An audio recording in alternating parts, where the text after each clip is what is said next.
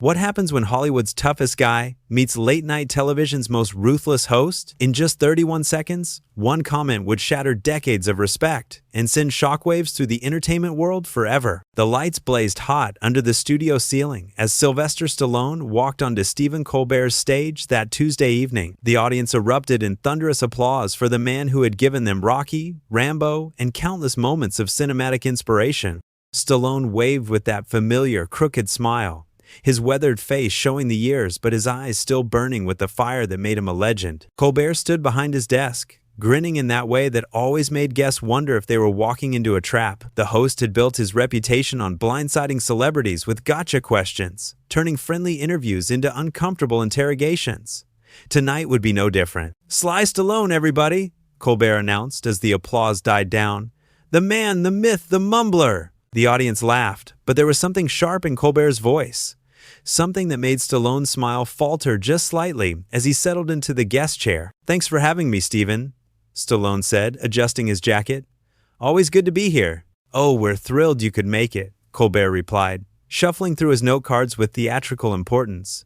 "Especially since you've been so busy lately with all your projects. Tell me, how does it feel to be Hollywood's most reliable action star?" It seemed like a softball question, but Stallone had been around long enough to recognize the setup. The word reliable hung in the air with a weight that suggested something else entirely. "Well, I've been fortunate to work with great people and tell stories that matter to audiences," Stallone answered carefully. "Stories that matter," Colbert repeated, nodding slowly. Right. Like Expendables 4. That really mattered, didn't it? I mean, watching guys in their 70s try to convince us they can still throw a punch? Deeply meaningful stuff." The studio audience shifted uncomfortably. This wasn't the usual playful banter of late-night television. This felt different, meaner. Stallone's jaw tightened, but he kept his composure. "Every movie has its place, Stephen. Sometimes people just want to be entertained." "Entertained, sure," Colbert said, leaning forward with mock concern. "But don't you think there's something almost sad about it? I mean, you're 77 years old, still trying to play the tough guy. When do you think you'll finally hang up the boxing gloves and accept reality?" The question hit like a sucker punch. The audience fell silent, sensing they were witnessing something that had crossed a line. Stallone's hands gripped the armrests of his chair, his knuckles whitening. "I think there's nothing sad about following your passion," Stallone replied, his voice steady but strained. "Age is just a number when you're doing what you love." Colbert laughed, but it wasn't a pleasant sound. "Age is just a number? Come on, Sly. You're not Rocky anymore. You're not even the shadow of Rocky. You're just an old man clinging to glory days that ended decades ago." The words landed with devastating precision. Stallone's entire body tensed, and for a moment, the legendary actor looked genuinely hurt. The cameras caught every flicker of emotion crossing his face. The pain of being dismissed so cruelly by someone he'd trusted to treat him with basic respect. "That's pretty harsh, Stephen," Stallone said quietly. "Harsh? I'm being honest," Colbert shot back. "Isn't that what journalism is supposed to be? Honest? Or would you prefer I just kiss your ring like every other talk show host and pretend your last 10 movies weren't complete disasters?" The studio had gone graveyard quiet. Even the production crew seemed frozen, unsure whether to keep rolling or cut to commercial. This had gone far beyond the usual late-night ribbing into something genuinely ugly. Stallone straightened in his chair, drawing on reserves of dignity that had carried him through decades of Hollywood ups and downs. "You know what, Stephen? I've been in this business for over 40 years. I've had my share of hits and misses, just like everyone else. But I've never stopped trying to give audiences something they could connect with." "Connect with?" Colbert's voice dripped with disdain. "The only thing audiences connect with anymore is nostalgia for when you were actually good. You're like a greatest hits album that keeps adding terrible new tracks." The comparison stung visibly. Stallone's eyes flashed with anger, but he was still trying to maintain some semblance of professionalism. Years of media training had taught him to roll with the punches. But Colbert wasn't throwing punches anymore. He was going for the jugular. "I think you're being unfair," Stallone said, his voice growing firmer. "And frankly, disrespectful." "Disrespectful?" Colbert leaned back in his chair, enjoying the moment. "I'm being realistic. You want respect? Earn it. Stop embarrassing yourself with these pathetic attempts at recapturing your youth." That was the moment everything changed. Stallone's face went stone cold, the hurt replaced by something much more dangerous. The audience could feel the shift in the air, like the moment before a thunderstorm breaks. The transformation was instant and terrifying. One moment, Stallone was the polite guest, trying to weather an unexpected storm. The next, he was channeling every tough guy character he'd ever played into one devastating stare. The cameras caught it all as his entire posture shifted, shoulders squaring, jaw setting like granite. "You know what, Steven?" Stallone's voice dropped to a whisper that somehow carried more menace than any shout. "I came here tonight thinking I was going to have a conversation with a professional. Turns out I'm talking to a coward who gets his kicks humiliating people." Colbert's smug expression faltered for just a split second before he tried to regain control. "Oh, did I hurt the action hero's feelings? Are you going to cry about it?" "Cry?" Stallone let out a laugh that had no humor in it whatsoever. "Steven, I've been knocked down more times than you've had hot dinners. I've been counted out by critics, studios, and people just like you for 50 years. You think your little comedy show tantrum is going to break me?" The audience was completely silent now, watching this verbal, heavyweight fight unfold. Colbert was clearly not prepared for Stallone to fight back this hard. His usual tactics of mockery and condescension were bouncing off the actor like bullets off armor. "I'm not trying to break you," Colbert said, but his voice had lost some of its earlier venom. "I'm trying to have an honest conversation about your career." "Honest?" Stallone stood up slowly, his full presence commanding the stage.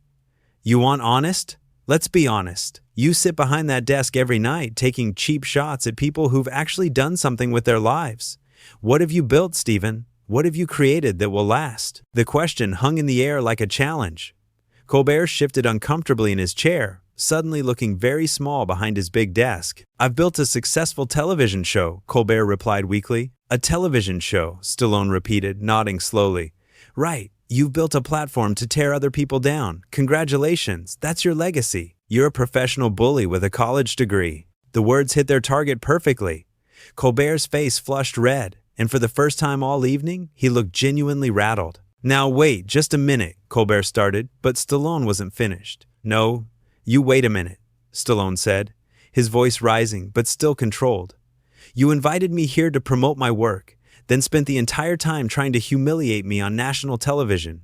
You think that makes you clever? You think that makes you some kind of journalist?" The audience was riveted. This wasn't scripted comedy anymore. This was real conflict, raw and unfiltered. Colbert tried to regain his footing. "I'm asking the questions that audiences want answered." "Audiences want answered?" Stallone's eyes blazed. "Or questions that make you feel important? Because there's a difference, Steven, a big difference." "I'm doing my job," Colbert insisted, but his voice cracked slightly. "Your job is to entertain people, not to destroy them," Stallone shot back. "But you've forgotten that, haven't you? You've gotten so caught up in being the smartest guy in the room that you forgot how to be a decent human being." The production team was in chaos. Cameras kept rolling, but producers were frantically whispering into headsets, unsure how to handle what was becoming the most explosive late-night moment in years. Colbert made one last desperate attempt to regain control. "Look, Sly, maybe we got off on the wrong foot here." "Wrong foot?" Stallone's voice was incredulous. "Steven, you didn't get off on the wrong foot. You jumped straight into the gutter and tried to drag me down with you. The difference is, I'm not staying down there." The actor began walking toward the desk, not threateningly, but with purpose. Each step seemed to make Colbert shrink further into his chair. "You want to know what's sad?" Stallone continued, now standing directly in front of the desk. "What's sad is that you have this incredible platform, this chance to connect with people, to inspire them, to lift them up. And instead, you use it to make yourself feel better by making others feel worse." Colbert was speechless, his usual quick wit completely abandoned. The host who had built his career on never being at a loss for words was sitting there like a deer in headlights. "I've made mistakes in my career," Stallone said, his voice softening slightly but losing none of its power. "I've made movies that didn't work, taken roles I shouldn't have taken. But you know what I've never done? I've never used my success as an excuse to kick people when they're down." The camera caught every moment of Colbert's discomfort. Sweat was visible on his forehead, and his hands were fidgeting with his note cards like a nervous student. "Every movie I've ever made, good or bad, I made with the hope that it would mean something to somebody," Stallone continued. "Maybe a kid would see Rocky and learn not to give up. Maybe someone going through a tough time would watch Rambo and find some strength. What do people take away from this show, Steven? What inspiration do they get from watching you tear people down?" The question echoed through the silent studio.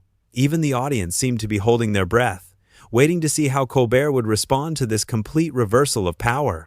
Colbert opened his mouth, then closed it again, looking like a fish gasping for air. The silence stretched on for what felt like an eternity before he finally managed to croak out a response. I think maybe we should take a commercial break. No, Stallone said firmly, placing both hands on the desk and leaning forward. We're not taking a break. You started this conversation, Steven. We're going to finish it. The host's eyes darted toward his producers off camera, looking for rescue that wasn't coming. Everyone in the studio seemed frozen by the intensity of the moment. You asked me when I was going to accept reality, Stallone continued, his voice deadly calm. Well, here's some reality for you. I've been accepting reality my whole life. Reality was growing up poor in New York. Reality was getting rejected by every agent and studio in Hollywood. Reality was being told I was too stupid, too ugly, too ethnic to be a leading man. With each word, Colbert seemed to sink deeper into his chair. The tables had completely turned, and everyone in the building knew it. But here's what you don't understand about reality, Steven, Stallone said, straightening up to his full height. Reality isn't just about accepting limitations. It's about fighting through them. It's about getting back up every time you get knocked down. Something you clearly never learned. Colbert made another weak attempt at salvaging the situation. Look, this is just how late-night television works. We make jokes. We have fun. Fun? Stallone's eyebrows shot up. You call trying to destroy someone's dignity fun? You call humiliating a guest on national television fun? That's not comedy, Steven. That's cruelty disguised as entertainment. The actor began pacing slowly in front of the desk, never taking his eyes off the increasingly uncomfortable host. You know what the real tragedy is here? Stallone asked. You actually had talent once. I remember when you first started on television. You were funny, you were smart, you had something to say, but somewhere along the way, you decided it was easier to punch down than to build up. Colbert's face was now completely red, beads of sweat clearly visible under the studio lights. His usual confidence had evaporated entirely. The truth is, Steven, you're the one who's sad, Stallone continued mercilessly. You're sad because deep down, you know you're wasting your gifts. You're sad because you've become exactly the kind of person you probably used to make fun of. A bully, hiding behind a microphone. The audience was completely transfixed. Some were starting to murmur among themselves, clearly uncomfortable with what they were witnessing, but unable to look away. And the saddest part of all? Stallone stopped pacing and fixed Colbert with a stare that could have melted steel. You don't even seem to enjoy it anymore. Look at yourself, Steven. Really look. Do you see happiness? Do you see fulfillment? Or do you see a man who's forgotten who he used to be? The question landed like a knockout punch. For a moment, something flickered across Colbert's face that looked almost like recognition, like he was seeing himself clearly for the first time in years. But instead of introspection, Colbert chose defiance. His voice came out as a snarl. Who do you think you are, coming on my show and lecturing me? I'm someone who's earned the right to speak, Stallone replied without hesitation. I'm someone who's built something real, something lasting. I'm someone who's inspired millions of people to keep fighting when everything looked hopeless. What are you, Steven? What have you built besides a reputation for cruelty? The host's mask finally slipped completely. All pretense of professionalism vanished as he snapped, "Get off my stage! Security! Get this has been off my stage!" The word has been echoed through the studio like a gunshot. But instead of anger, Stallone smiled. It was a cold, knowing smile that somehow made him look more dangerous than any amount of shouting could have. Has been, he repeated softly. Steven, I'm still here.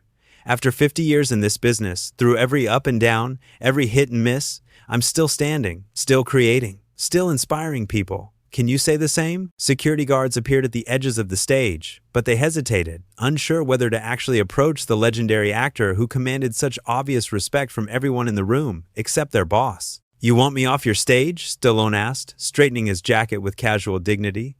Fine, I'll leave. But I'm not leaving because you're kicking me off. I'm leaving because I have better things to do than watch a grown man have a tantrum on television. He turned toward the audience, his demeanor completely calm and controlled.